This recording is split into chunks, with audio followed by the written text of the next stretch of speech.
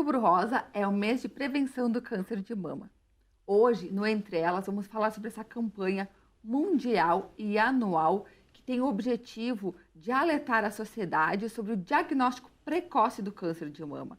A intenção é que quanto mais cedo o câncer de mama é descoberto, mais fácil de curar e mais tranquilo é o tratamento. Então, hoje, nós estamos todas aqui caracterizadas, né, de rosa, também em função da campanha, e nós vamos apresentar comigo, a Vânia vai apresentar o programa comigo hoje, a vereadora Denise vai estar aqui para conversar um pouquinho sobre esse tema, e também a Vera Carenhato Orso, né, que hoje está como vice-presidente da Liga de Combate ao Câncer Feminino, isso aqui na nossa cidade de Caxias do Sul. Mas ela também já foi presidente em outras gestões, né, Vera, acho que tu poderia contar para nós como é que foi, já atuou na presidência, como é que funciona a Liga de Combate ao Câncer aqui na nossa cidade, que hoje eu acho que é a maior instituição aqui que trabalha com esse tema. Então, se puder falar um pouco do teu trabalho, até também o que te motivou a atuar nesse trabalho voluntário, que é um trabalho voluntário, né? Com certeza. Não é o teu dia a dia, digamos, né? É. Obrigada por estar aqui, obrigada, vereadora Denise. E, assim, 35 anos que a Liga Feminina de Combate ao Câncer está atuando em Caxias. Então, é um trabalho 100% voluntário, não tem verba pública nenhuma, porque todas somos voluntárias. Todas têm suas profissões, são mulheres que trabalham e dedicam um tempo para fazer esse voluntariado. Hoje, por exemplo, tem plantão no Hospital Geral. A Liga ela funciona assim, 2 plantões semanais. Um no Hospital Pompeia, que funciona nas segundas-feiras, e outro no Hospital Geral, que funciona nas quartas-feiras à tarde. De 2 em 2, nos reunimos todas, fizemos um revezamento, né? E vamos lá fazer o atendimento aos pacientes portadores de câncer. Não só do câncer de mama, de todo tipo de câncer. Então, nós temos pacientes masculinos, femininos, crianças, adolescentes, todos que estão em tratamento pelo SUS e que estão em situação, né, de carência, né, que não têm condições, os próprios médicos, como as nossas salas ficam dentro dos hospitais, os próprios médicos ou assistente social dos hospitais encaminham eles para nós. Eles chegam com o receituário do médico para o tratamento pós-hospitalar. Que eles saem do hospital, eles não têm condições de comprar aquela receitinha que é para aquele remedinho, até mesmo eles não têm condições de comprar aquele remedinho para o enjoo, para diarreia, aqueles medicamentos básicos. Então, eles passam com aquela receitinha no nosso plantão, a gente faz uma ficha, vê se realmente eles são carentes, porque tem várias pessoas que estão em atendimento pelo SUS e não são carentes, né, por opção de não ter um plano de saúde, né. Então, a gente vê se eles são, a gente faz uma triagem, a gente faz uma visita na casa, mas já no primeiro momento que ele vem à nossa sala de atendimento, a gente disponibiliza para ele pegar na farmácia todo o medicamento que ele precisa. Então, é morfina, para dor, é os complementos alimentares, porque muitas vezes quando estão fazendo químio, radioterapia, não têm condições, eles perdem muito peso, ficam, né, com a saúde muito fragilizada, então eles precisam dos complementos alimentares. Alguns pacientes não têm nem como se alimentar com uma comida normal, porque tem problema, né, se tem um câncer na garganta, no estômago, no esôfago, eles têm que tomar aquele sustage, aqueles complementos, né, no trem, então que eles tomam aquilo serve como uma alimentação e que custa bem caro, por sinal, né? E né? vocês que compram? A gente compra tudo, a gente tem um convênio com uma farmácia, então, porque a gente não pode ter medicamento, né, a gente não tem que estocar, mesmo porque cada paciente precisa de uma medicação específica, cada tipo de câncer é uma medicação específica. Então, a gente autoriza eles irem na farmácia, passamos uma autorização com a receitinha do médico e eles pegam na farmácia e depois, mensalmente, a gente vai e faz a quitação desses medicamentos ali. E esses valores são oriundos de onde vocês... Daí, os recursos são todos, como não temos verbas públicas, nada, são todos eles com os eventos que realizamos. Então, nós temos uma feijoada, que acontece todos os anos em agosto, que envolve mais ou menos 1.000 pessoas. E, então, o dinheiro dessa feijoada é toda feita, a gente consegue tudo gratuito. Quem faz a feijoada é um grupo de amigos e os convites todos. Então, são Toda a verba que a gente consegue é dos eventos que fizemos. Então, desfiles, jantares, o baile da Glamour, que é mais ou menos as pessoas pensam, né? O baile da Glamour, realmente, o baile da Glamour é Glamour só naquele dia, porque depois é trabalho e trabalho. É a forma que nós temos, não é para encontrar a menina mais bonita, não é para encontrar que tem mais posses, que muitas vezes as pessoas acabam confundindo, né, alguma coisa. É uma menina que tenha mais disponibilidade em auxiliar nós. É uma forma da gente também captar voluntários com esse baile da Glamour. Porque a família fica envolvida, os pais, os tios, e eles vêm e acabam auxiliando a entidade. Então, todos os recursos que nós temos, todos, 100% são dos eventos que fizemos. Por exemplo, na feijoada, essas meninas do departamento jovem, a gente vai lá no sábado, o salão é gratuito lá da comunidade, não nos cobram nada, mas a gente vai no sábado, a gente tem que arrumar a mesa, lavar os pratos, arrumar, varrer, elas decoram. No domingo, depois que todo mundo vai embora, a gente fica lá, porque a gente tem que entregar limpo. Então, elas vão para lavar a louça, vão secar, vão organizar, e nós, as senhoras, também somos voluntárias nisso. Todos os eventos, o baile da Glamour, todos somos nós que fizemos, que organizamos, que decoramos, são todas voluntárias, não temos custo nenhum. Só mulheres mesmo, Vera? O grupo é só mulheres, né? A gente auxilia pacientes de todos, né, sexo e idade, não tem. Mas por isso que é Liga Feminina, somos só mulheres. Mas, como em tudo, a gente conta com o apoio dos maridos. Os maridos são parceiros de quase todas as senhoras da Liga, inclusive essas meninas que concorrem ao Glamour, que depois elas se inserem no departamento jovem, os namorados. É muito interessante, porque os namorados vão e auxiliam, e ajudam lá na limpeza, na organização. Até as próprias meninas acabam levando os namorados também. Esse grupo dos rapazes que homens que fazem a feijoada, por exemplo, é os nossos maridos. Eles têm um grupo. São solidários com a causa. São solidários, nos auxiliam. E quantas mulheres vocês são? Nós somos 50. Nossa, E o departamento jovem, mais ou menos, são umas 30 meninas. Que é o departamento... Além das 50, mais 30 mais 30 meninas que fazem parte do departamento jovem. E eu sou uma eterna apaixonada por esse departamento jovem, porque essas meninas, elas são desprovidas, muitas vezes, da vaidade que as pessoas acham que têm. Porque, assim, elas concorrem ao Glamour e elas se inserem no departamento jovem. Daí, o que acontece? Uma vez por mês, aos sábados pela manhã, às 9 horas, a gente se encontra ali na Igreja São Pelegrino. E lá essas meninas vão e a gente vai fazer a visita domiciliar na casa dos pacientes crianças que estão em tratamento, né? Então, a gente organiza elas mais ou menos de 4, 5 meninas, sempre acompanhada de uma senhora, né? Porque muitas vezes fica num bairro longe, né? Muitas vezes elas não dirigem, são menor de idade. Então, a gente acompanha, uma mãe acompanha, vai de 3, 4 meninas, e elas vão fazer o acompanhamento daquela criança que está em tratamento. Daí, ali a gente se reúne, a gente leva alimentos, que a gente consegue com doações, com os eventos, levamos leite, eles nos pedem roupa, muitas vezes pedem algum móvel para dentro de casa, alguma necessidade, e a gente se organiza, então, uma vez por mês. Elas vão ali, podiam ter ido numa festa, não ir, querer dormir, porque estudaram a semana inteira, mas não. Elas vão lá e participam do evento, e para elas é uma alegria. E alegria mesmo, porque essas crianças esperam com muita ansiedade o dia da visita. Eles ligam e pedem, quando que vão vir? Agora, dia 12, a gente fez a festa das crianças, né? Então, o departamento jovem é encarregado para fazer isso, né? Fazer a festinha das crianças no dia da criança. A gente não pode comemorar o aniversário de todos, então, em outubro, a gente comemora o dia da criança.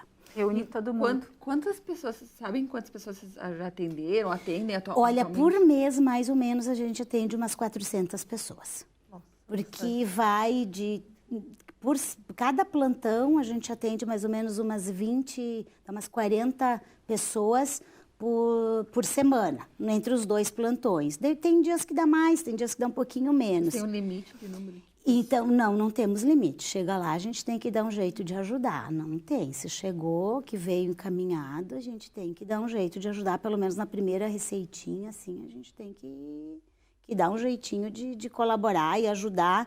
A gente tem um limite na farmácia, que, como os nossos recursos são poucos, né? Então, a gente diz que se passar de R$500, ele vai ter que nos ligar e ver o que é, com exceção se o remédio for a morfina. Esse não pode, porque passador ninguém merece. Então, muitas vezes a gente diz, não pode ajudar a dar todo aquele medicamento porque é muito caro. A gente sabe que eles vão levar aquele ali, eles não vão comprar o que falta. Mas muitas vezes a gente tem... Mas quando a gente libera, assim, que vai fugir do nosso orçamento, é sempre uma graça divina, sabe? Aparece uma coisa assim... Para ajudar. Então, a gente muitas vezes diz, não vamos ajudar, não vamos conseguir. Vamos, depois a gente vê o que faz. Sempre dá tudo certo. E como é que é conciliar esses trabalhos, né? O teu trabalho na tua profissão, a tua carreira, com esse trabalho voluntário? Não é fácil, né? Não é muito fácil. Mas assim, eu me programo para os meus plantões. Eu tenho uma vez por mês no Hospital Geral e uma vez por mês no Hospital Pompeia. Eu me programo e assim, não importa, aquele é o meu dia, é a minha responsabilidade. E esses outros eventos que tem fora desses plantões que a gente organiza, a gente tem que ir dando um drible, sabe? Então, no escritório, a gente tem uma equipe boa, que, assim, as colaboradoras também auxiliam, se empenham e ajudam e colaboram. Assim, a gente dá um jeito. Vera, eu até te perguntei um pouco no início sobre isso, mas o que te motivou a fazer esse trabalho voluntário? Alguma experiência pessoal ou algum chamado? Eu, na verdade, foi através da minha profissão. Porque a Liga Feminina está, então, há 35 anos em Caxias, porém ela era uma filial de Porto Alegre. Ela é uma estrutura estadual, né? Ela é nacional e tem o núcleo, né, em Porto Alegre. Então, ela tinha um CNPJ que era filial, assim como todos os municípios do Rio Grande do Sul eram filiais. Então, em 1999, o novo Código Civil ia entrar em 2003, né, aquelas funções. Então, Porto Alegre chamou e disse, todas essas que são um braço de Porto Alegre vão ter que se constituir, ser autônomas. Então, em 1999, a Liga tinha que ser. Até então, eu não era voluntária.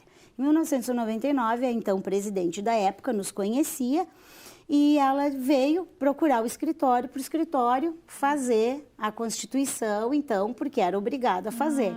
Então, foi nessa parte profissional que a entidade nos procurou o meu escritório para fazer isso. Daí ali, até o ano de 2010...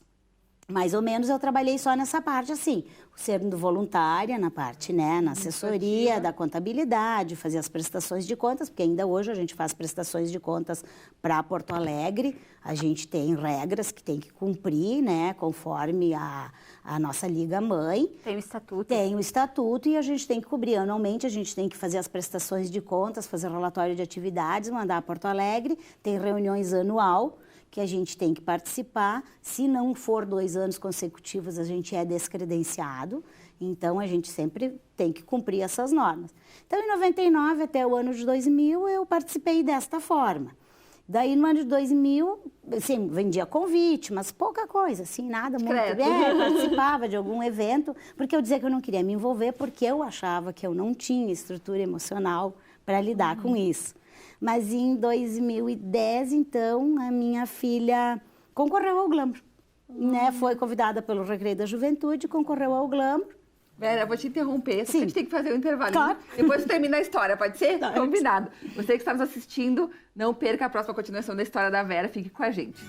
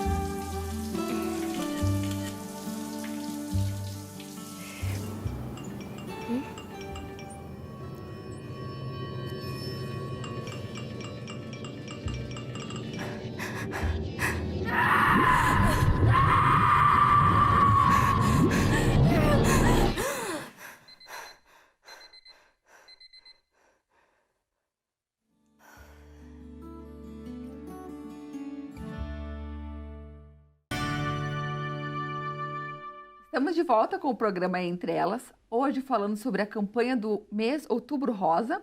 E a Vera, que está conosco aqui, estava nos contando o que motivou ela a participar da Liga de Combate ao Câncer Feminino aqui da nossa cidade de Caxias do Sul. Então, ela estava contando em 2000, a gente parou no ano de 2000. 2010. 2010, isso. E daí, em 2010, então, a minha filha concorreu e participou. Do Glamour Girl, que é um evento um evento grande. Que é o evento carro-chefe, que mais traz recursos para a nossa entidade, né? E as meninas têm que idade que elas... Elas entre os 15 até os 19. Mas mais ou menos assim, muito difícil ter 19. Sempre gira ali em torno dos 15, 16, 17, mais ou menos. E elas ficam um ano comum. Elas ficam um ano, isso. E normalmente a maioria dessas que concorrem, elas permanecem no departamento jovem. Então, algumas a gente sabe que estão ali, elas participam, não foram eleitas. A menina que vai representar, que não tem nada a ver com beleza, elas ficam um pouco decepcionadas e não participam da entidade. Mas a maioria fica participando e daí fica assim, por anos, participando, fazendo essas visitas mensais, ajudando nessas festas e colaborando sempre. E agora a menina que é representante do ano, sim, ela fica um ano como a Glamour Girl, depois, no próximo ano, vai ter a outra.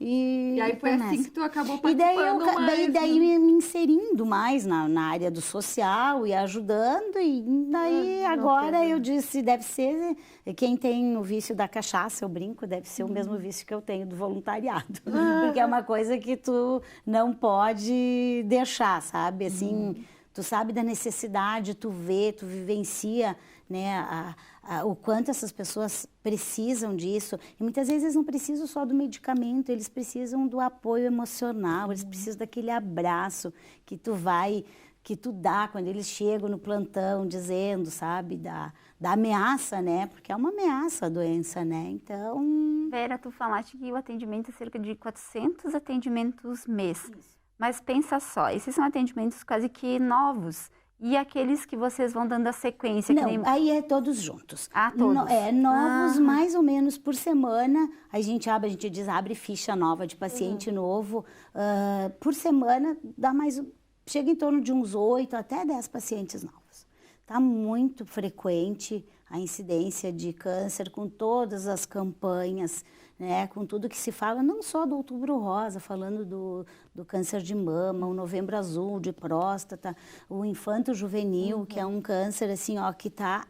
Vocês não têm ideia quantas crianças que a gente tem atendido lá, que aparecem com câncer e todos os tipos de câncer, sabe? Não é só o de mamas, é o que faz mais óbito, claro, nas mulheres, próstata, mas as nossas crianças também, a gente não está sabendo identificar o problema que as crianças estão tendo e quando descobre já está no estágio avançado. Isso, porque a intenção dessa campanha é a prevenção, não o traço, só a cura.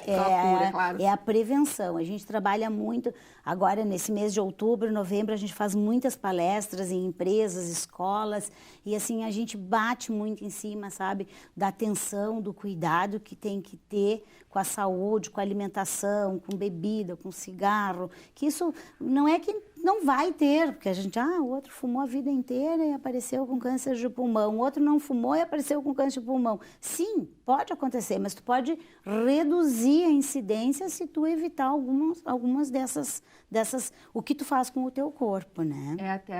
Eu estava pesquisando, enfim, para o programa e aí eu peguei um dado que a Sociedade Brasileira de Mastologia falou que das mamografias disponibilizadas, que foi 11,5 milhões, claro, no país, só 2,7 milhões foram usadas. Então, as pessoas mesmo não se previnem, né? Eu não tenho o dado do município agora, porque até o Dr. Dino, acho que sempre passava, eu não tenho o dado dele.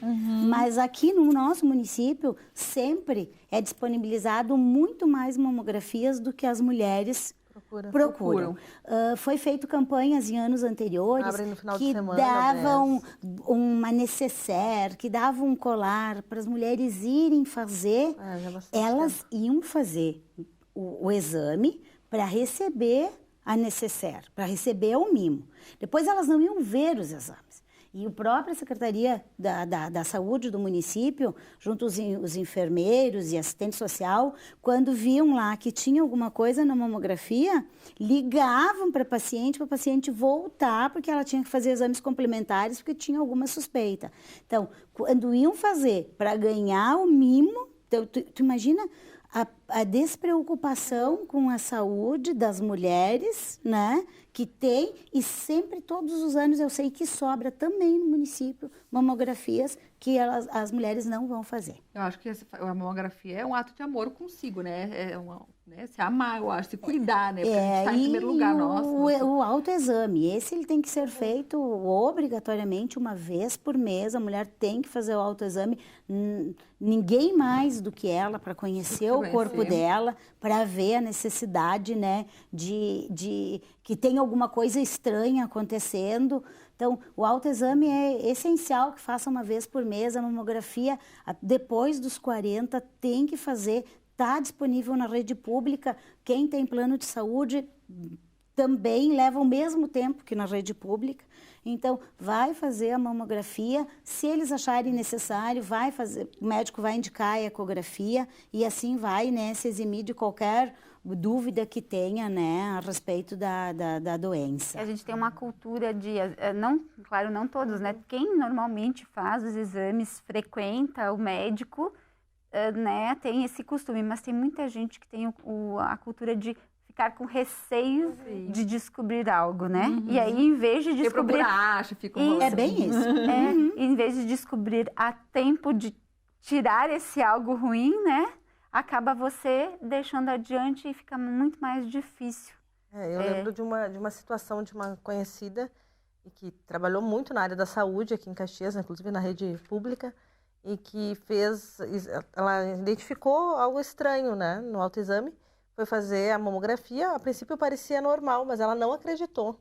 E ela resolveu fazer mais exames, e aí ela descobriu que realmente tinha...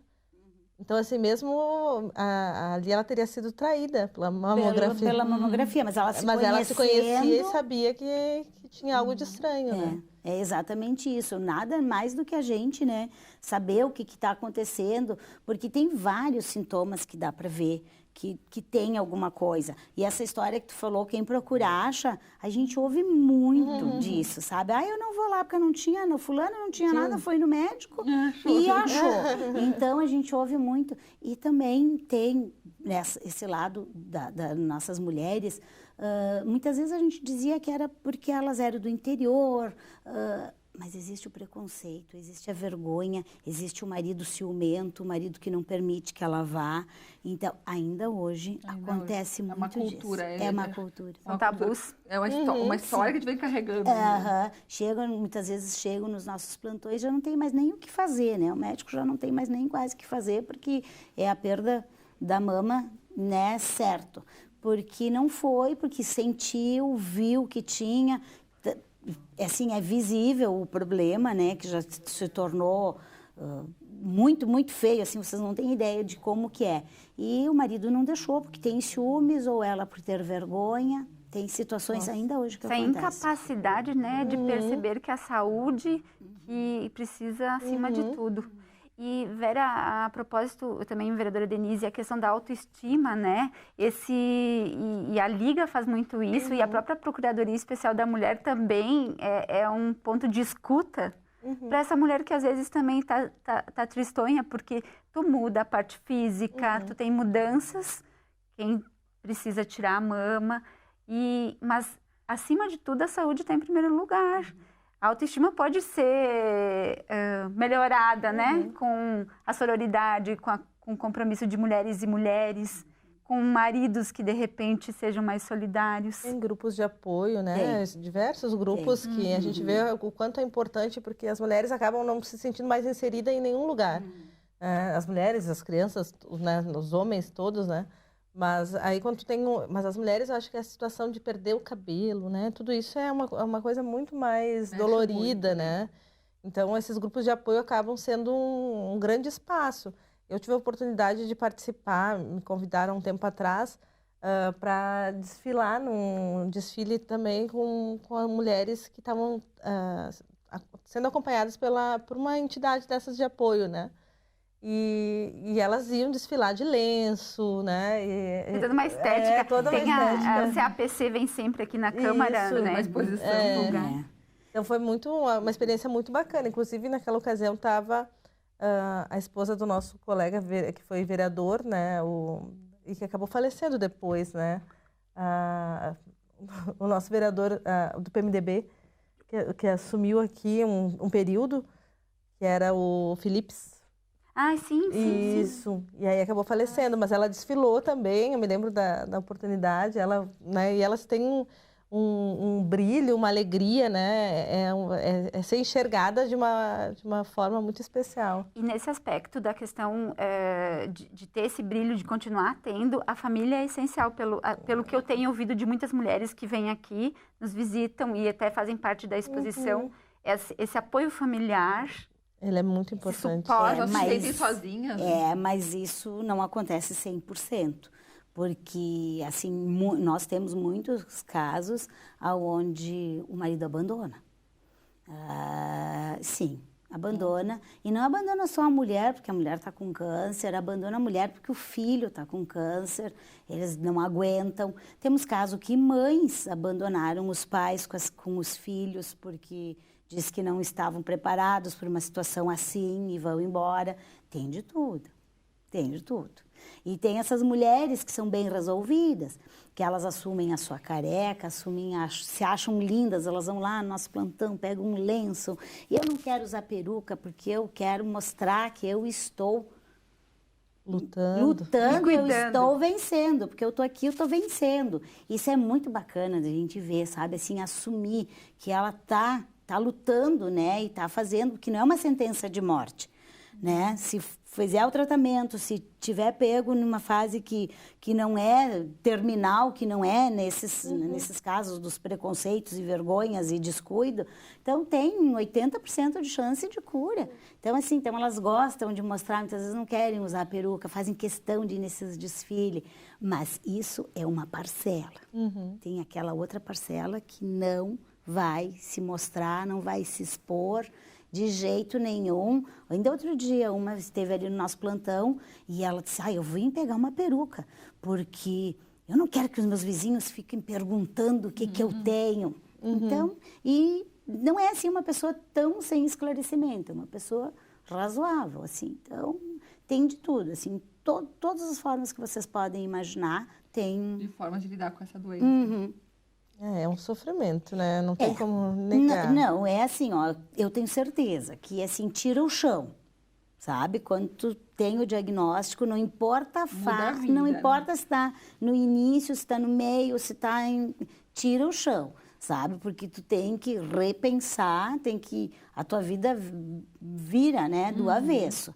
Porque ainda mais quem tem família, que conta. Nós temos alguns pacientes que também vão nos visitar e dizem, eu vim aqui para conversar com vocês porque eu não posso conversar em casa. Porque ninguém quer me ouvir. Então, eles não querem que eu fale nessa doença. Então, sim, eles vão para conversar com a gente. Tem casos que a mulher está em tratamento e não contou para os filhos, porque não quer preocupar os filhos. Às vezes já tem preocupação que chega. Tem N situações. Tá, nós vamos continuar com mais histórias como essa no próximo bloco, porque por agora já encerramos. Você que está em casa, é bem rapidinho o intervalo, nós voltamos já. Eu estou aqui porque o Lar da Velhice São Francisco de Assis precisa muito da sua ajuda para continuar cuidando de idosos sem condições financeiras de ficar com a sua família. Você pode fazer isso com apenas R$2 por dia, R$60 por mês. Assim você ajuda o Lar São Francisco a dar alimentação, assistência médica e uma vida mais digna a muitos idosos. Ligue 32 25 16 77 e adote um idoso. O sorriso deles só depende de você. Estamos de volta com o programa Entre Elas. Agora vamos ter a leitura de um livro. A vereadora Denise já está acostumada, né? Então é um momento que a gente tem uma leitura da Vânia, de um livro, sempre de uma mulher caxiense, não, de uma mulher, mas hoje vai ser de uma mulher caxiense, né? Então é a escritora Elaine Pasquale Cavion. É ilustrada por um homem, né? Mas é escrita por uma mulher. Então é o livro O Mestre dos Guarda-Chuvas. Isso mesmo, é um livro muito bonito, assim, esteticamente, O Mestre dos Guarda-Chuvas, acho que o Celso vai mostrar por aqui, Celso. E ele, resumidamente, conta a história de uma cidade, coincidentemente, eu desconfio que seja Caxias, bastante cinza em função do clima, né? De bastante chuva, nuvens acompanhando o dia a dia. Aí chega nessa cidade um vendedor de guarda-chuvas. A cidade era acostumada a ter guarda-chuvas, os seus moradores usavam bastante guarda-chuvas de cor preta, escura, em tons escuros. Aí veio esse mestre dos guarda-chuvas e trouxe um novo colorido. Eu vou ler um pouquinho só, um trechinho, para vocês entenderem. E aquela cidade sempre teve muita tempestade, muita chuva, muito tempo ruim. Então a tempestade acalmou-se, até parar por completo. E uma chuva de guarda-chuvas flutuantes aconteceu. Caíram suavemente em lugares diferentes e distantes daqueles em que haviam levantado voo. As pessoas olhavam em volta estupefatas, os guarda-chuvas espalhados por toda parte. A ventania havia feito uma completa confusão.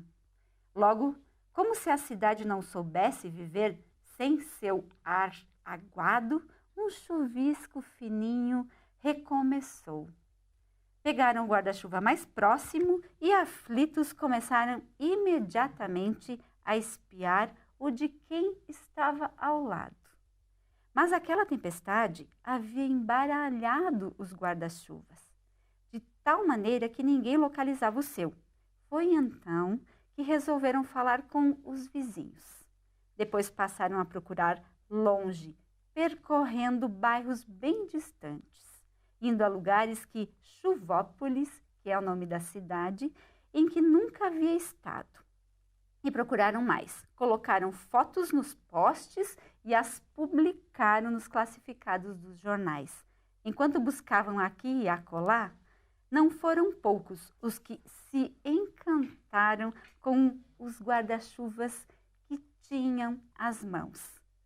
Ou seja, os guarda-chuvas, vocês chegaram às mãos dos moradores guarda-chuvas de outras pessoas, numa cidade que ficou extremamente colorida, mesmo diante de tanta chuva. Olha só.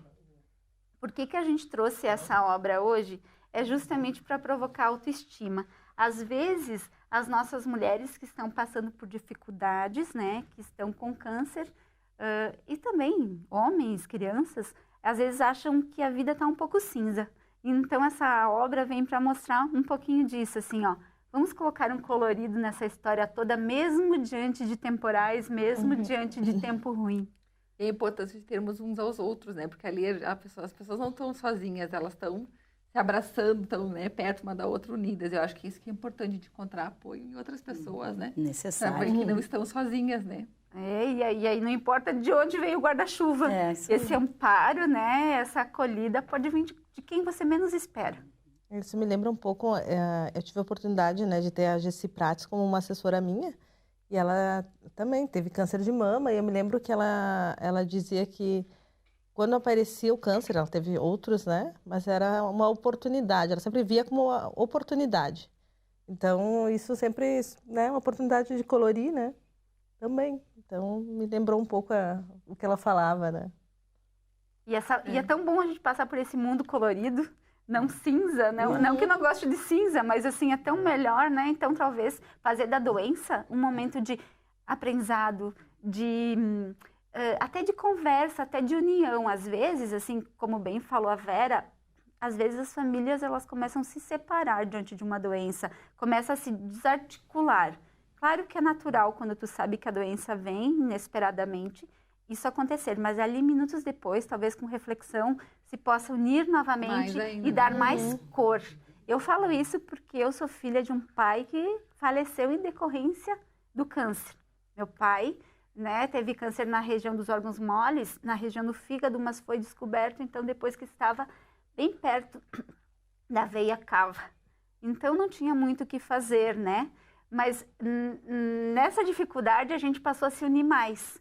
Então, talvez seja um momento também de deixar um pouco mais colorido, mesmo que a doença nos acompanhe.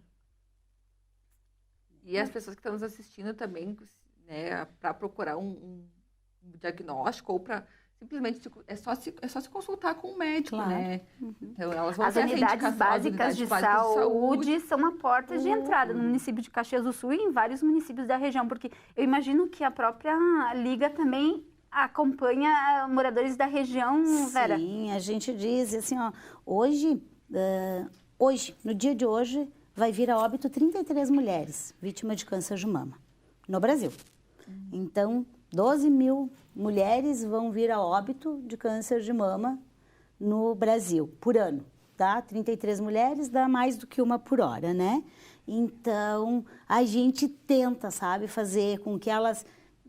Que a família, que as pessoas propaguem essa informação para trazer. E, assim, aí a gente tem que se unir. No momento da doença, né, a gente tem que trazer o amor, tem que trazer o carinho, a solidariedade. Então, não importa de quem venha. Muitas vezes, que nem a gente disse no plantão, é um abraço que a gente vai dar, a gente não pode ser que a gente vá ver ela daqui a um mês ou talvez não vá ver mais.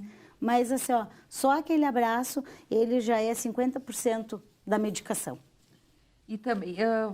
Aqui no município, a Secretaria da Saúde disponibiliza 1.700 mamografias por mês nas UBSs. Então, a gente tem como procurar auxílio também nas UBSs. E outra forma de prevenção que a gente sabe é fazer alguma atividade física, evitar o álcool, evitar a obesidade. São formas de também estar mais prevenidas para evitar uma doença, né? Vai reduzir, assim, ó, o câncer faz todos esses óbitos, mas o que mais faz óbitos no mundo são as doenças cardiovasculares, as doenças de diabetes. A gente fala muito do câncer, mas morre mais gente de derrames, AVCs, do que morre de câncer.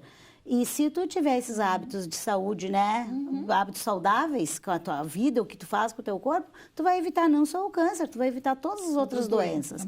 Então, fumar, beber, todo mundo pode fazer uma festinha de vez em quando e beber. Para as mulheres, por exemplo, ela pode tomar 2 doses diárias, 2 tacinhas de vinho, não vai fazer diferença. Se ela tomar mais do que isso, ela vai aumentar em 20% a chance dela ter câncer.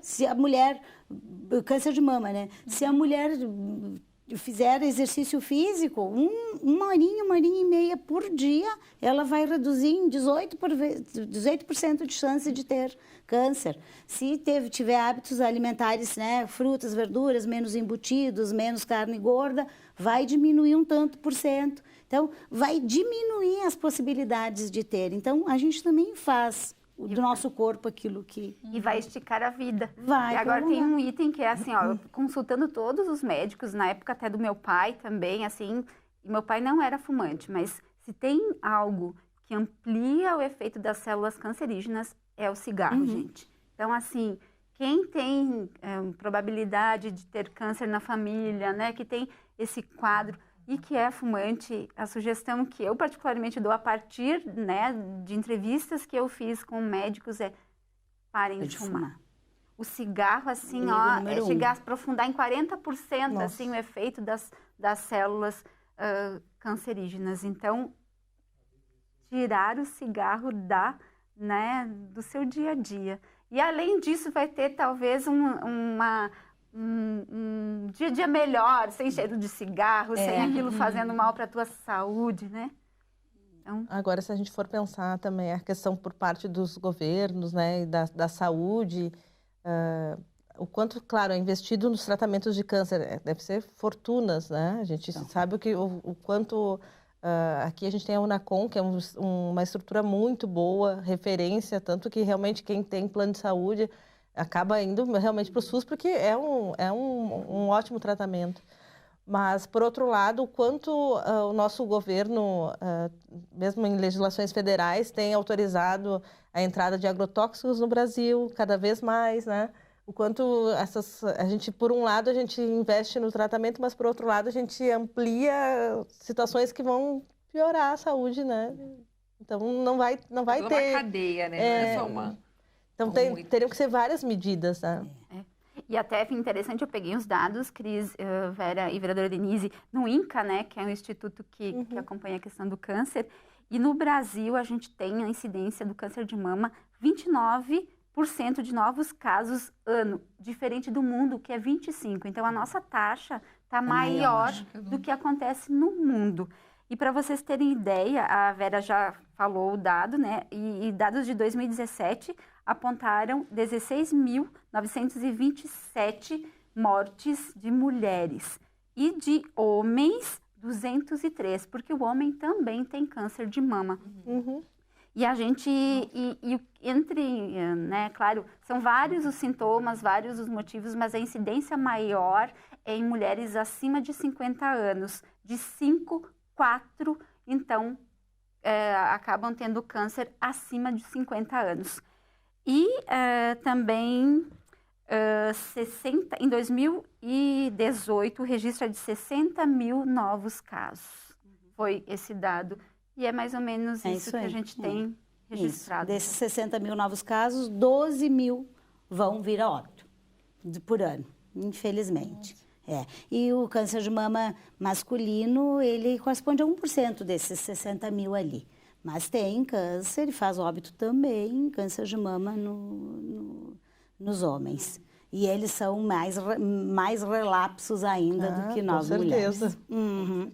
É cultural, né? E também um dado que é bom a gente lembrar, que embora o câncer de mama faça todos esses óbitos, todos esses novos casos de próstata nos homens, mas o câncer que mais faz óbitos no mundo é o câncer de pele. Isso. É o de pele, é o de primeiro pele, de é pele, o bem lembrado. primeiro câncer, ele faz mais óbitos, é o câncer mais agressivo. Nossa. E ainda hoje, eu lembrei porque tu falou, vereadora, a respeito dos agrotóxicos.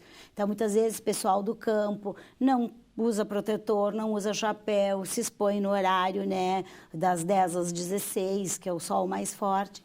Então, assim, o câncer de pele é o que mais faz óbitos no mundo. Ele supera todos os... Está aí, nós temos que também lidar com isso, né? Lidar com essas situações. E vamos encerrar o programa de hoje, então, né? Depois de todos esses dados, enfim, das histórias. Agradecendo muito, Vânia, por estar apresentando comigo o programa hoje, a vereadora Denise, né? E a Vera, também por dividir essa história com a gente. E você que está nos assistindo, lembre-se, né? Que a prevenção não é só no mês de outubro, ela é o ano inteiro. Então, agora a gente alerta, mas ela tem que acontecer o ano inteiro. Obrigada pela sua audiência. Fique conosco para os próximos Entre Elas. Muito obrigada e um abraço.